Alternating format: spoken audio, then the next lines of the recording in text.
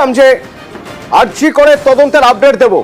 আমরা আপনাদের সকালেই জানিয়েছি যে সন্দীপ ঘোষের পলিগ্রাফ টেস্টের কথা বলছে সিবিআই, অর্থাৎ সন্দীপ ঘোষের কথায় যুক্তিযুক্ত বা বিশ্বাসযোগ্য মনে হচ্ছে না সিবিআই এর, সেজন্য পলিগ্রাফ টেস্ট।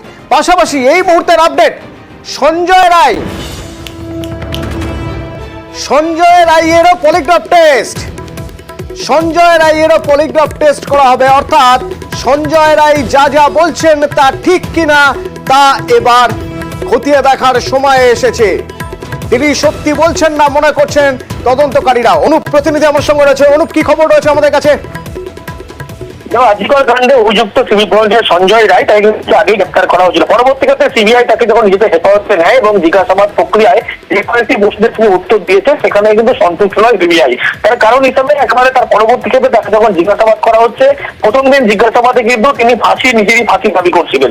তার পরবর্তী ক্ষেত্রে কোন রকম প্রশ্নের উত্তর যেমন দিচ্ছিল না, তদন্তে অসহযোগিতা এবং কোন যে প্রশ্ন অর্থাৎ সিবিআইয়ের পক্ষ থেকে যে একাধিক প্রশ্নমান করা হচ্ছিল সেখানে কিন্তু তিনি এড়িয়ে যাচ্ছেন। সেই কারণে সিবিআই আধিকারিক তারা কিন্তু সিদ্ধান্ত নিল দুজনের ক্ষেত্রেই যে একটি বৈঠক, সেই বৈঠকে কিন্তু পলিগ্রাম যে কার্ড টেস্ট করা হবে।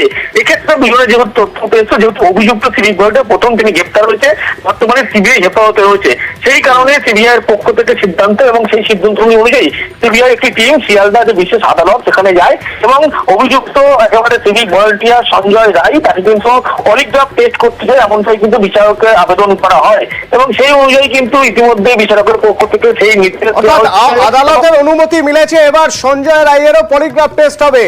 যেমন সন্দীপ ঘোষের পলিগ্রাফ টেস্ট ছিল, তেমন সঞ্জয় রায়েরও পলিগ্রাফ টেস্ট হবে।